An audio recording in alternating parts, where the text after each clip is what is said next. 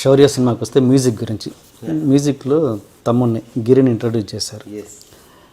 దానికి తమ్ముడు పెట్టడానికి పర్ఫెక్ట్ రీజన్ ఏంటి? తమ్ముడిలో నిజంగా టాలెంట్ ఉందనా, లేదా తమ్ముడికి ఒక లిఫ్ట్ ఇద్దామని, ఇది బేస్ చేసుకొని ఈ సినిమా చేద్దామని? ఫస్ట్ టాలెంట్ ఉందని. ఇప్పుడు మీరు నా నుంచి ఏ సమాధానం ఎక్స్పెక్ట్ చేస్తారో అదే చెప్తాను నేను. ఇంక అంతకంటే దీనికి ఏంటంటే have you listen to the songs ఎలా ఉన్నాయి నేను ఇప్పుడు మేము ఒక చిన్న బడ్జెట్లో చేస్తున్నాము ఈ సినిమాని, ఒక 11 లక్షల బడ్జెట్లో. ఇంతకంటే బెటర్ మ్యూజిక్ ఇచ్చేవాళ్ళు, నాకు అంత టైం ఇచ్చేవాళ్ళు నాకు కావాలి. ఈ సినిమాకి నాకు కావాల్సిన టైంకు నేను ఎక్స్పెక్ట్ చేస్తున్న మ్యూజిక్ ఉండి అన్నీ చేసేవాళ్ళు నాకు విత్ ఇన్ ద బడ్జెట్లో.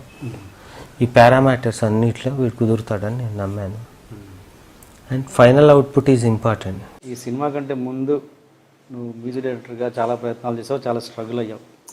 ప్రత్యేకంగా ఈ సినిమా రావడానికి నీకు కారణం అది అన్నయ్య సినిమా అవ్వడమా? ఎస్పెషల్గా ఈ ఫీల్డ్లో అయితే, అంటే నేనున్న డిపార్ట్మెంట్, మ్యూజిక్ డిపార్ట్మెంట్కి అయితే రిలేషన్స్ వర్కౌట్ కూడా కావాలని నేను నమ్ముతాను. ఎందుకనంటే మనం చేసిన ఒక మ్యూజిక్ పీస్ వినిపించగానే 1 మినిట్లో తెలిసిపోతుంది వీడు ఈ పనికి వస్తాడా లేదా, ఈ నిజంగా ఈ పీస్ బాగుందా లేదా మ్యూజిక్. ఎందుకంటే అగైన్ ఇట్ కమ్స్ టు బోల్డ్ అంత కమర్షియాలిటీ ఉంటుంది, మనీ ఇన్వాల్వ్ ఉంటుంది.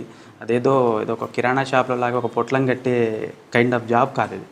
డెఫినెట్గా సిచ్యువేషన్స్ బేస్డ్, దానికి తగ్గట్టు ట్యూన్స్ ఇవ్వాలి, దీంతో పాటు ఆర్ఆర్, హెవీ వర్క్స్ ఇవన్నీ ఉంటాయి. సో ఇవన్నీ టాలెంట్తో సంబంధించిన విషయమే. బట్ బిఫోర్గా ఎందుకు మీకు సినిమా అవకాశాలు దీనికంటే ముందు ప్రయత్నాలు చేయలేదా, లేకపోతే చేసిన ఎలా ఏంటి?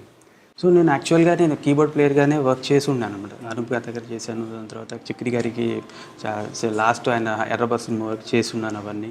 అండ్ మోర్ ఓవర్ కొంచెం ట్రైన్డ్ అప్ కూడా దేవి గారి దగ్గర చూసి అవన్నీ నేర్చుకొని, మెళకువలు అవన్నీ నేర్చుకుని వచ్చినవాడిని అనమాట. ఏదైనా ఒక మంచి ఆపర్చునిటీ వస్తేనే నేను మ్యూజిక్ డైరెక్టర్ అవుదామనే ఉందన్నమాట. సో అలాంటి అవకాశం కోసం చూశాను తప్పితే ఇక అలా ఏది చేయాలని అనుకోలేదన్నమాట. ఇప్పుడు బాహుబలి లాంటి సినిమా తీస్తూ ఏఆర్ రెహమాన్ పెట్టుకోవచ్చు కదా అని. బట్ నేను నమ్మను ఏఆర్ రెహమాన్ గారైనా సరే ఇంత గొప్ప మ్యూజిక్ అయితే రాదు బాహుబలిది.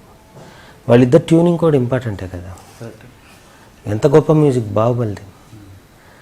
పెద్దవాళ్ళు రావచ్చేమో దీనికి, హాలీవుడ్ వాళ్ళు కూడా రావచ్చేమో బాహుబలి రేంజ్ ప్రాజెక్ట్కి.